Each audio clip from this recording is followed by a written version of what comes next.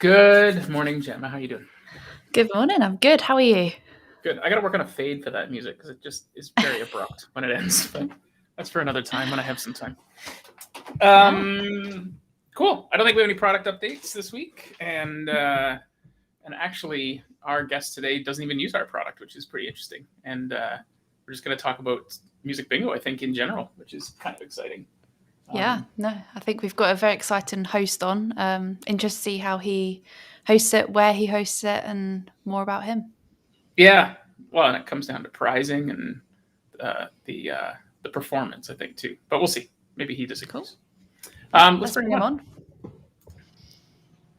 Hello, everybody. Good morning. Hi, Elliott. How are you? Morning. I feel great today. It's a good day. Mondays are my day off, so this is my first day of work. But I'm at it all the other 6 days of the week. So you've caught me. And what is work? Work is music bingo, isn't it? Being a music bingo guy. I do it full time. So so I do, and the way that I do it full time is, and it wasn't this way when I started the company, but I do old folks' homes and retirement centers during the day. Same game, but with songs from the 40s. And we're creeping into the 70s now. Like everything else, it's sort of, we have to keep moving up a little bit at a time. So we'll be back to AC/DC soon. I imagine. Oh, wow. No, that's great. I mean, I checked out your website and I saw the mix of sort of old age homes, bars, pubs, corporate events. It seems like you have a really good mix of clients or users. Yeah. We're in this weird spot now. Essentially, when I quit my job to do this full time, I didn't have the old folks homes then because I was working during the day. So I did like I went door to door style at old folks centers. And there's not that game does not exist around here for old folks homes. So they were all trying it out for the first time. But nowadays it's less about trying to get it out there than it is trying to book all of our events. We're on a sprint right now, essentially. So we're booked out. Our company's booked out for private events alone till almost April of next year. So wow, holy cow! So yeah, we're it's insane. Nobody thought it was going to work. And the thing about it is the idea came from this bar that I'm in right now. This is the first place I ever did it. And I've been doing it every Wednesday here for 4 years now, a little over 4 years. They were, the owner is in the military and he founded in Germany. So I do know that music bingo is a little bit more popular across the pond. But around here, it's still in its infancy, I would say. Wow, that's Germany interesting. Is a big market? I didn't realize Germany was a big market. No, we've had a few people of interest from Germany, but if I'm honest, from our opinion in Europe, we always think it's bigger in the States. I don't know if it's just might just be a perception we have of each other, but yeah, I mean, we always think it's bigger in the States. We've had that's interesting. No, I can tell you that within like a 500-mile radius, and this would be a benefit if if I had extra time, but I don't. We don't have any competition to speak of within any of the major cities within like 500 miles of here. There are a couple people that do it around here once or twice a week, but we do about 17 events a week, and then including private events. I got a staff of 9, so I've got 9 other people doing this with me. We do about 750 or so events a year, but we have no real competition. And I'm not sad to say that our competition they're more shock jock style. So they only work in a very small number of places.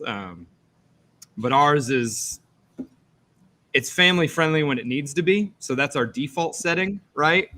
But there are bars that are like, let it loose. And then that's a whole different game, obviously. But and you have a few people working for you. So are some people the default people and you have others that let loose? Are you a let loose guy or? I'm a let loose guy. Absolutely. I try to hire people out of drama and theater departments. So my game is much less about, or I should say it's all about, people love these songs already. And we try to hit songs that like people forgot about, but they love. And if you cue somebody up for a song, if you intro the song with words or a memory or something like that, the game takes on a whole new thing. So it's much less about pressing play. We cue the songs at specific points in the song.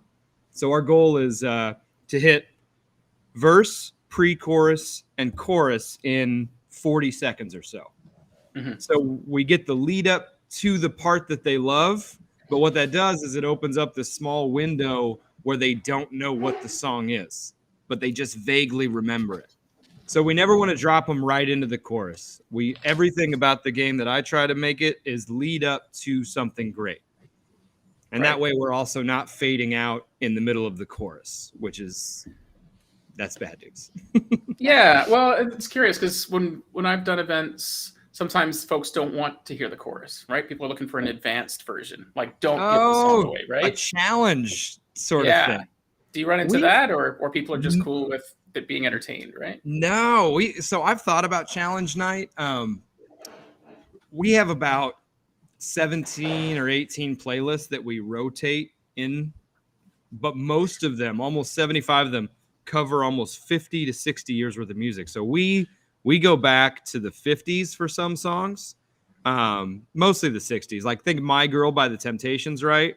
So we're back there, but we'll also be up here with Ezra and, the bars obviously is different spots, but most of the time we're covering almost 60 years worth of music. So typically somebody at the table has Shazam on their phone and they are the Shazam person for the table.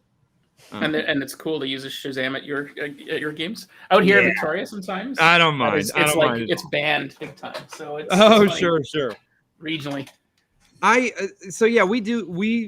we've thought about doing a challenge night, but we cover such a wide range when we're not doing a theme night. And I find I don't want somebody to lose bingo because they know all the words to a song that they can't remember the name of. That feels like me punishing them a little bit, so I try not to do that. It's more entertainment than anything else. Yeah. Which is good because the laws in the states need this to be entertainment, which it is. So how did you get started? I mean, you obviously went from a full-time job to your music bingo company. So how did you transition? What made you transition? Pure happenstance. I on the back end, I worked for a software company, but I did voiceover work on the side. So narration and absolutely nothing exciting about that, by the way. I have done tutorial videos for tax forms. Like that's my space. So, and I was also a wedding DJ in my early 20s, but I got very disillusioned with that because you can make the perfect playlist for a group of people, but it's not the perfect playlist the next night. You can't really, when people feel like they can control the DJ, then you can't possibly contend with their ups and downs and their feelings throughout the night. I just didn't feel like there was enough money in that, for the abuse that you took. So I'm working at this software company, and the guy who owns this bar, this place called Backswing Brewing, which had only been open for 6 months or so when they contacted me. But my buddy was their sales rep, and they wanted to do music bingo, but they didn't have a host. So they contacted me just out of the blue because my buddy worked here. And they're like, can you make it? Because again, we don't have anybody doing it around here. So we were all sort of starting from scratch. So I made the game over like 3 months, I want to say. And then we did a test night here.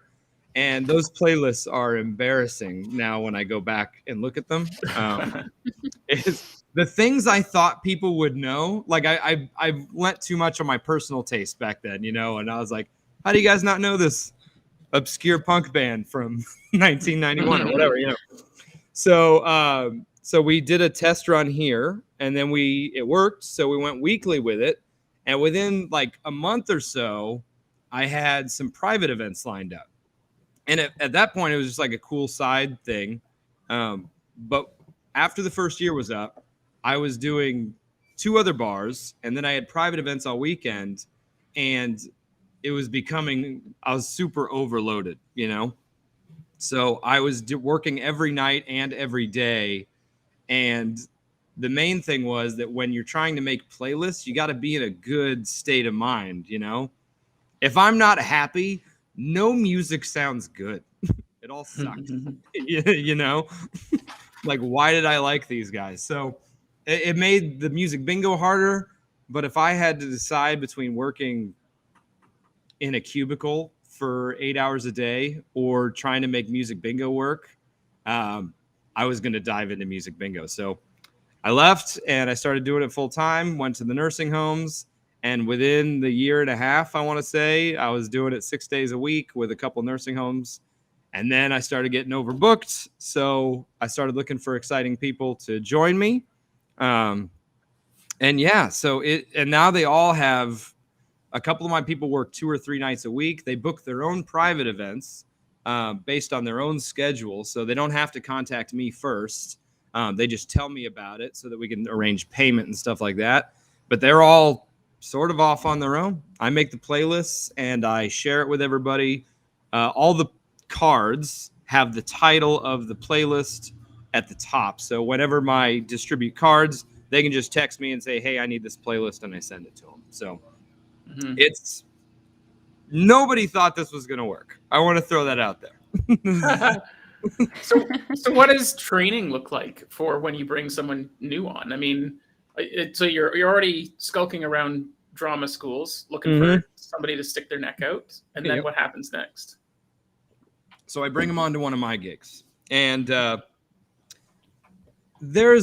still haven't figured this part out quite yet, but because I've done so many of these things, and I know every song by heart, and the cue times I know by heart as well, because we have to cue manually.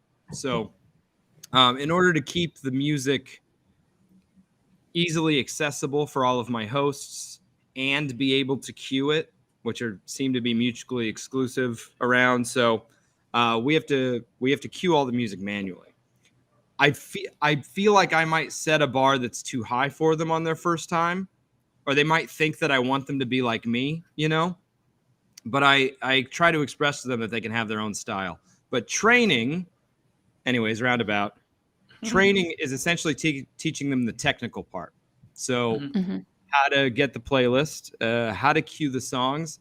And that skill is by far the hardest to teach, but the thing that they'll learn through experience, because I want to cue. Nothing is worse than getting a great song and then cueing it on the wrong spot and then having verse play for a minute and never getting to the chorus and things like that. So I used to come up with sheets for that, but then I found that hosts were constantly looking down at a piece of paper instead of hanging out with the people.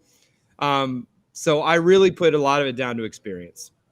They get the technical part down, and then the way that most of my staff have been with me the entire time. We've only had one person ever take off, but they moved away. So I don't count that one, by the way. But everybody, they love the job itself. I make sure they're paid really well. So in general, I think that if you like the job, you will just sort of grow into it. And there's obviously growing pains that come along with that, but I can't hire a great host has to sort of make themselves through experience, and they seem to love what they do. And yeah, as time goes on, they learn more about the music. And I find that a ton of people who play music bingo, the whole game changes when they look up at a host and the host is always singing every song. It's mind-blowing how much of a difference that makes.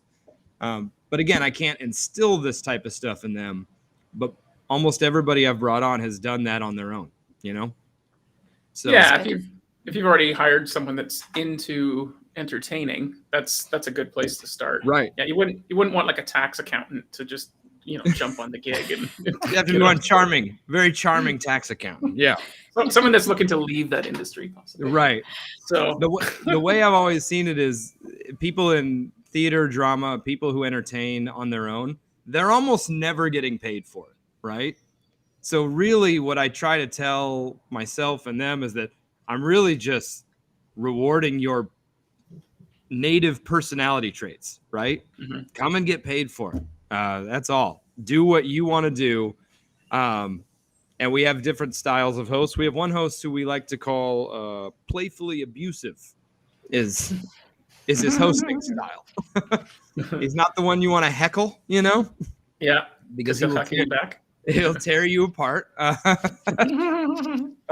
One day, so I also this is any business person would probably tell me this is awful, but I don't go to my employees' gigs, and that is only because we are so booked that I am also working every day. We are working side by side. I'm not the supervisor type that's going to go watch you do your job. But I did walk in on my host, Mike, one day, and this is just a tidbit of his hosting style. He was playing George Harrison, Got My Eyes Set on You. Yes. The very last time a singular Beatle ever made a top 10 hit. So that he was playing that song. And at the end of the song, he didn't know I was there, by the way. At the end of the song, on the microphone, he says, George Harrison was the best Beatle. Fight me. He looks over, sees it, but the crowd loved it. So they love his hosting style. But he is violent, not physically, but he is verbally violent man, and he's a special tool in the company's own. That's what I'll call it. Yeah. Well, that's cool. Well, and you mentioned trivia there, right? Like he basically dropped some trivia as well, right? That George Harrison was the last one. Does that ultimately play into a lot of the songs as well in a hosting style? Does everyone do that? For me, yes. For everybody else, not so much. And the only reason is because it was my full-time job, I spent almost every day trying to get to know the music better. And then I wanted stuff to put in between songs. So trivia was like the natural, things about the artist. So I had these, after doing so many of them, I have just miles of useless trivia in my head. But that's not something I can teach to somebody else. I give them trivia sheets that they can use. But no, I don't want to influence their hosting style any more than I have to. So I only give them I give them trivia if they want it. And it's just if they feel like they want to add more to it, if they feel like they're being too quiet for too long, then that's stuff that they can use. Right. So, and during events, is it purely bingo, or are you incorporating other games? Like, we just talked about trivia, and it sounds like you're not incorporating trivia as part of your overall style. It becomes a hosting style. But is there other games within the game? Is there other elements that your business does because you already have a contact with the customer and they like the entertainment? Like, are you looking to branch out? I guess that's what I'm trying to ask. Are you looking to branch out? Interesting. So now we do the different types of bingo cards that you can win, obviously. And then I only do this part. I do trivia for prizes during the game. But that's the only reason I do that is I'm willing to pay for it. You know what I mean? I can't instruct anybody else to do things that will cost the venue more money. So we said these are the prizes that goes out. And if any of my hosts want to, they could certainly throw their own money into the game, but I don't ask them to. So a lot of times I'll do 5 or 6 trivia questions for free drinks or stuff like that. But I'm always willing to pay the bar for that, not as another thing. So we don't have any games within the game. But I am interested to hear did you have a specific example in mind? Like what type of things could we do? Well, trivia comes up a lot, I would say. Like maybe Sure. one game of trivia, then music bingo. Like we, as Rockstar Bingo, we don't host games because we don't want to actually compete against the very people we're trying to provide a platform. Oh, of course. No, that makes sense. So the only place that we run it is my band does it weekly. So we do live band music bingo, which is basically what you're doing, except we are the playlist, and it's super fun. This week we actually have the very first. I think it was the very first guy we interviewed. Richard Cole is flying out from Toronto and joining us Thursday, and he's a hypnotist. And so because he couldn't deliver hypnosis for the last year, he started doing music bingo. He could do hypnosis again. So this Thursday, he's going to actually be here. He's going to open our set by doing a hypnosis set, but then he's going to plant suggestions. So when the band goes on to do music bingo, it'll be like, under the songs are the B, and it'll be Van Halen's Jump. And the guy in the blue shirt that got hypnotized earlier is, if he hears the song, is going to, jump out of his chair and run over and try to, tune my drumsticks because they're out of tune, right? So it's going to be manic. So hypnosis is new. I'm pretty sure hypnosis music bingo has never been done before. I feel like that's going to be new this Thursday. This is the first time anybody's outside of you and your band. I think this is the first conversation ever been broadcasted regarding hypnosis music bingo. I love the idea, though. Yeah, it'll either be a complete train wreck or it'll be awesome, but we'll see. Isn't that great about entertainment and stuff like this? Has this great quality where nobody can tell us no but ourselves, right? If we want to do it, we can, and we are free to succeed or run straight into a wall. Absolutely. I love that idea, though.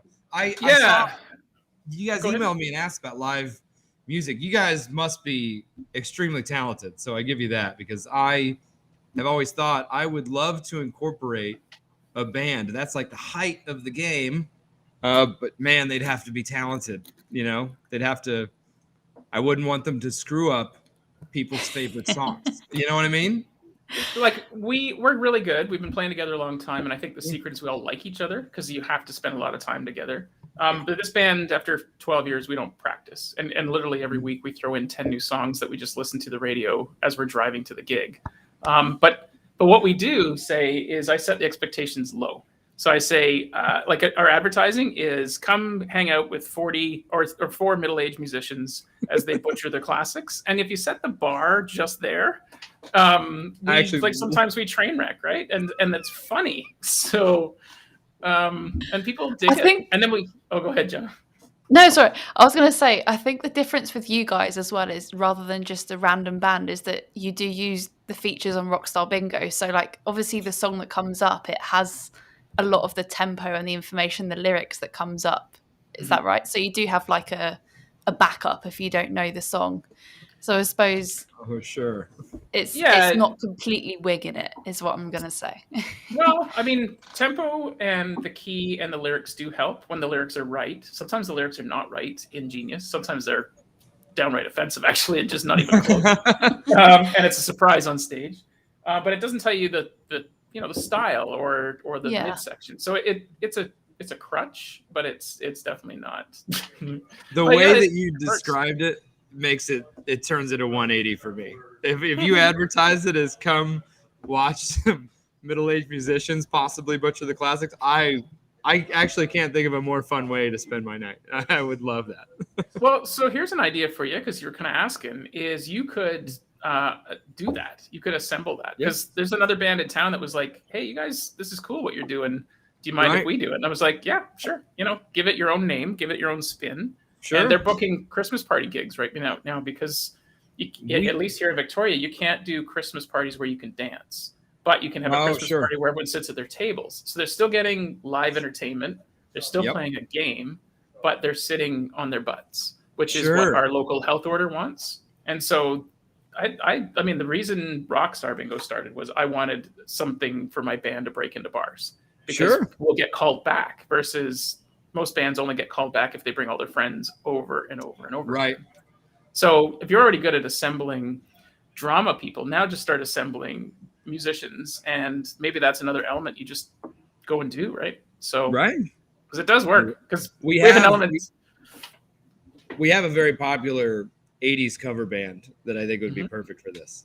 So that's mostly what we do. We basically say we do 80s to modern rock, because that's a really solid generation. I'll tell you the one problem with the 80s that we learned because we used to do karaoke with a live band, and that was a ton of work. Every song in the 80s fades out. So there's no endings to go like, oh, that's how it ends. It's more like, we need to come up with an ending right now. Yep. And try to crash together. So you are adding notes to create an end to a song. Absolutely. No, you're absolutely right. And as the drummer, the secret I've learned is I call it the falling down the stairs ending. So it's basically as you're wanting to end, I just go duh, duh, duh, duh, duh, and then the band just kind of follows, and we just crescendo. Sure. You create it's easier to follow you than it is anybody else if you're drumming. Right. So I love it. I'm in charge. That is so yes. That is so cool. Yeah. Mind so blown. Pricing. You were talking about that before. So what kind of so this is what I always find interesting. When you allow for Shazam, people can cheat. And the better the prizes, the more people cheat, because they all of a sudden, instead of it being like, here's a Budweiser cap, now it's if it's a color TV or something like all of a sudden it gets serious, right? So where do you guys draw a line in your pricing, or? So typically they are just set, and what that means is, and what's funny is your website actually has a link to something that I used at the beginning of this game, Durango's bingo statistics, Durango Bills. Bingo statistics. So what we do is when I talk to a bar for our weekly stuff, we set a number of prizes. So we'll say we do 2 rounds a night. So I've got 1 round where we only do 5 regular bingos, and that's it. Now that person who wins the 5th regular bingo, they don't have to worry about racing up here. With the regular bingos, the prizes are just free drinks, typically with the bar, right? So they don't have to worry about going over or something like that. But in round 2, we go a lot longer. We do 5 regular bingos, a 4-corner card, an X card, all the way to a blackout. Again, free drinks for those first 7 prizes, but the blackout can be anything that the bar wants it to be. And I don't ask them to put up anything expensive. A lot of times, I don't know if this is too much, but some bars give out mixer 6-packs of the beer that doesn't sell all that well. Look, you should always know if you're getting something for free, there's a caveat. But they're super popular. A lot of times it's gift cards or stuff like that. So prizes are minimal. Now, during private events, we do it a little bit different. If there's less than 100 people, we'll hold the same thing true. So for 75 songs in a playlist, we can have 5 regular bingos, a 4-corner X, and blackout, and reasonably have only 1 winner for each of those prizes. So I tell private events, have those 8 prizes, but have a few extra on the side just in case. Once we get above 100 people, I change the structure. So a lot of private events go this route. Instead of having bingo winners win something tangible, they get a raffle ticket. And then you have a couple big name prizes, like 4 or 5 nice prizes. And then this way, you can have as many bingo winners as you want. If people are loving the game and don't want it to end, then just keep giving out prizes. Just keep going. Doesn't matter. There's no chance of the cost for the private event going over, because people are just going to decide what they want with a raffle chance. And the more you win, the better chances you have. So that's one. If any other bingo hosts do a super large event, I would absolutely recommend anything over 100 people, make the prizes something that you can either give out a ton of, koozies, whatever, or go the raffle route. Saves money for everybody and lets people have way more fun because there's no risk of going over on the winners. So, yeah. So we almost always set up something specific with the bar, and then private events are their own beast altogether. Cool. Yeah, it's interesting. What is the funniest thing that's ever happened in one of your music bingo games for you? Well, let's start with you, but then you probably have stories that you've heard from your other hosts as well. Oh, sure.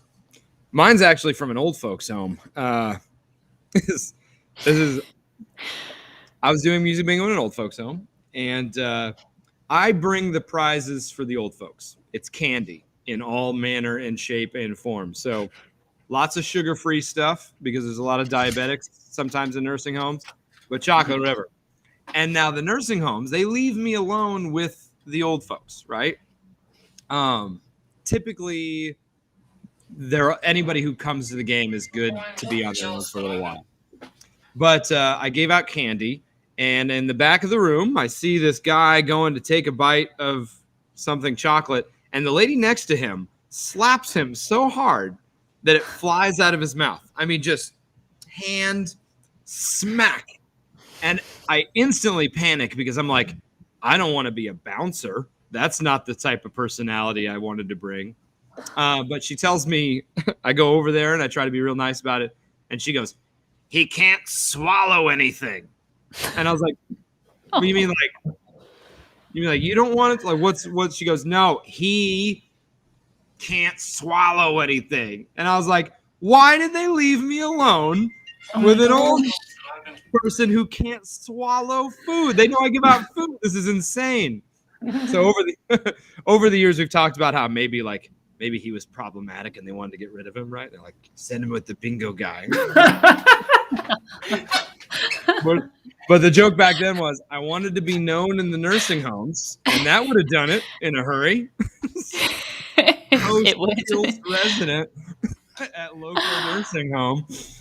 Oh, yeah, there's no such thing as bad press, right? It would be you'd be in the news, and they'd be like, "Oh, some guy died. Oh, but cool, music bingo. We should try that." No press is bad press. For the bar stuff, we used to have this contest where anytime we played, I had the time of my life from the Dirty Dancing soundtrack. That if you could lift your partner above your head, right, that we'd give you $20 cash. And over the years, people have tried. Only one guy has ever won, and he cheated because he did it with an infant.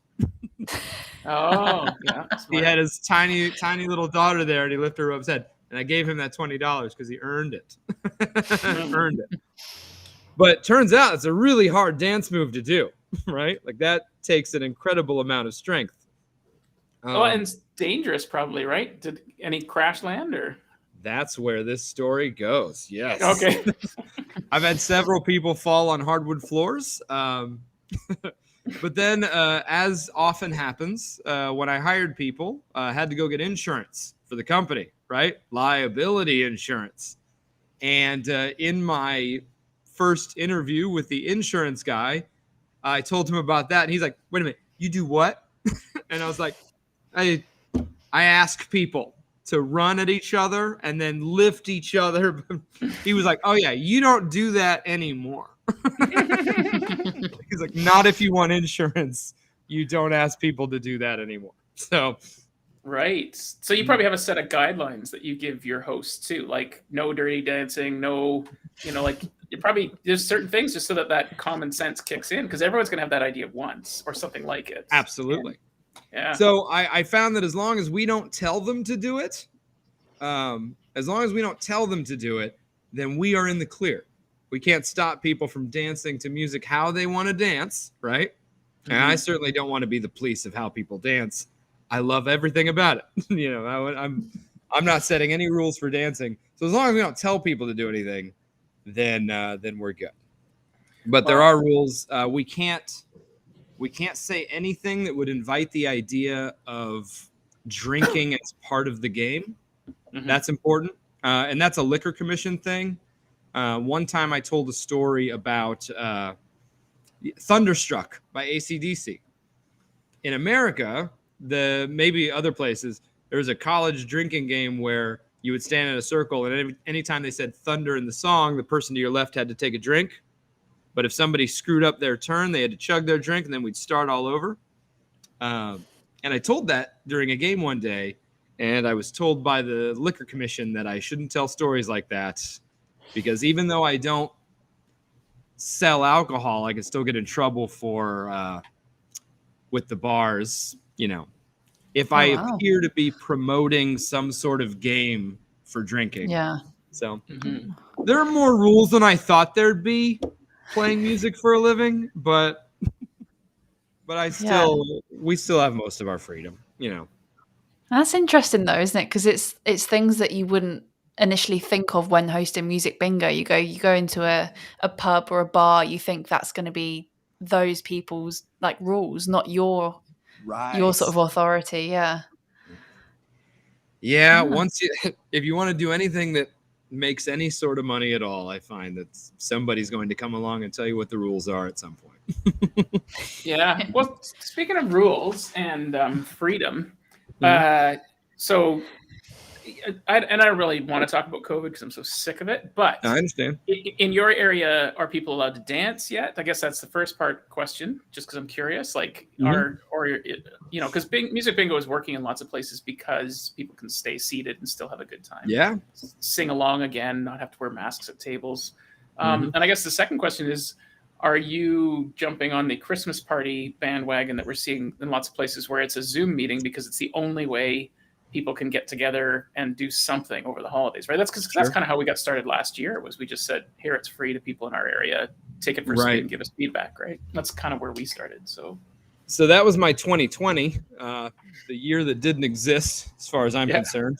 The funny thing about 2020 was we were shut down, as you know. So for the first time in my life, I had owned a company and I had saved up a little bit of money. And then 2020 hit. And 2021, we started from scratch again, right? Because I went straight back. All of that was gone. We can't do Zoom, at least not the way that I do it. The music licensing made that complicated, right? I'm sure there are ways I could have done it, but especially in 2020, I wasn't prepared to pay whatever the licensing fee would have been for broadcasting.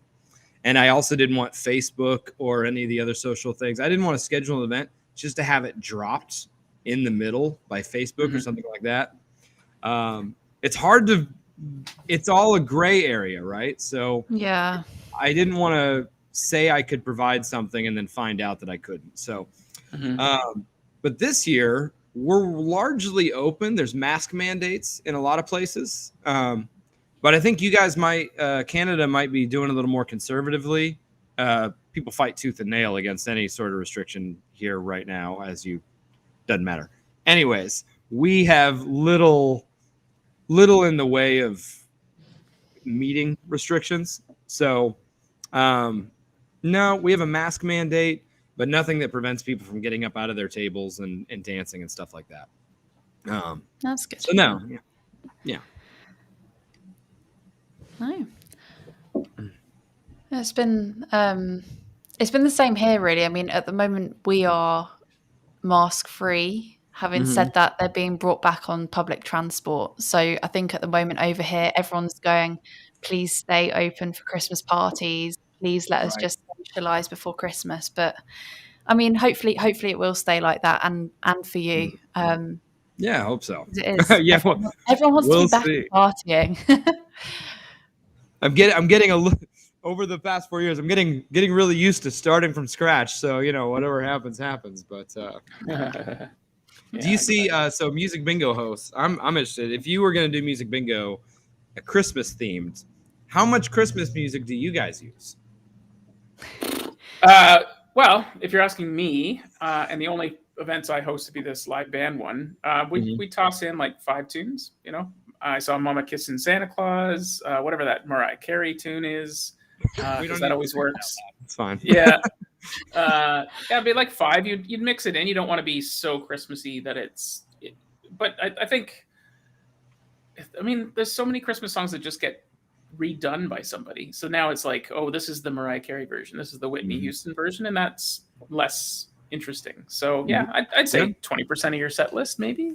I 100% agree. I just needed to see, like I said, there's actually very few people around here doing music bingo. So in terms of bouncing ideas off people, there's almost nobody who around here who has been on the other side except for my employees. So I say the exact same thing. Hit me up anytime, man. I love to talk about this stuff. For sure. I will. So they're going to hear the Christmas music all December anyways, right? Why make a game? The whole goal of my game is to play songs that you haven't thought about in a while, not songs that are playing constantly. So I feel like it's a little bit of a betrayal, but you could even do a beach set just because people will be sick of hearing Christmas songs and be like, you know what? This next set is all Beach Boys and, whatever. Just because right. Summer songs. Yeah, we're being hammered at the malls. This is the non-Christmas bingo. Right. So. That's one of the great things that actually, right. So you're thinking of summer songs. One thing that I think, if there's anything that separates me from my competition, it's that the way that I make playlists is that I get to do this every day, which means I can make a playlist and then watch people's faces for a whole week while I play this music, right? And I will find the duds. And remove them, right? But a lot of people don't have the opportunity to do it every day, right? So I think if there's anything that separates us at all, it's that all of the songs that I use permanently have been tested in front of a bunch of different crowds. So I get to see their faces. And if I see too much cringy faces, then I get to remove stuff. But yeah. Well, you mentioned that you give your hosts some trivia just so they have it in case they want to be interesting if they're struggling, I suppose. Yeah. And then you mentioned the length of music, 40 seconds, which is right in the sort of sweet spot. I agree. But you also mentioned like trying to start at the right time. So do you pre-cultivate the music? Do you actually crop it so when they hit play, or do you use a playing system and say start at 17 seconds? We use a system that says start. The hosts bring up the song, and then they manually, with their finger on their device, choose the spot. And I don't want to say, it'll be obvious what service I'm using.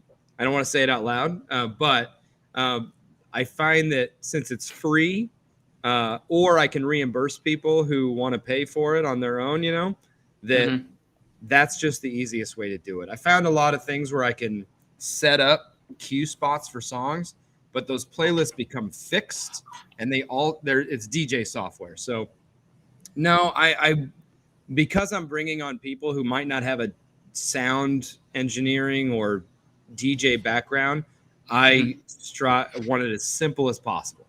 You don't want to be shipping gigs of music onto machines and that kind of stuff where they're You're absolutely right.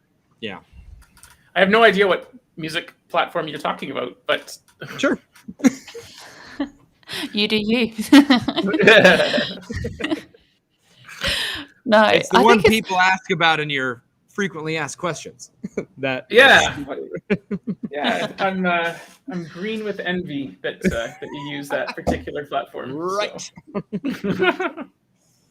So yeah, you guys, I am really just blown away every time I find out that a company is propped up around music bingo and that they're doing great. So I absolutely love that you guys are doing what you're doing. And if I didn't do elementary schools and old folks' homes or places that it would be possible, then I'd absolutely run. I'd test it out. Yeah, because you're looking to use paper, basically, right? Like that, and that's an area that we've decided strategically to stay away from because there's lots of platforms to print paper, and it takes away our ability to innovate quickly because as soon as it becomes manual, right? So we just kind of that's our line in the sand. Yeah. But we get that a lot, for sure. Like senior homes and stuff. It's just So we're just going to stay away from that turf and let everybody else duke it out there. So right. Oh, well, no, it's been great chatting with you, Elliott. No, thank you for coming on the podcast. It's been really interesting to speak to someone who does this full time and has done such a good job of sort of branching out within music bingo. So thanks for giving us some of your time. Thank you guys so much, Sean. I appreciate it. Yeah, man. Yeah, let's stay connected. I think we got a lot of stories we can swap, and I'll help you get a band show going. I will help you because I think I am 100. So I'm going to reach out to our local cover band. And then if they're even remotely interested, I'm going to hit you up to find out the finer details because I'd love to do it. Perfect. Cool. Yeah. All Let's right. do it. Bye all. Thank you, everybody. See you, man. Thanks. Bye. Okay, Gemma, have a good one, eh? Yeah. Chat to you later. See you next episode. Talk to you later. See you. Bye. Bye.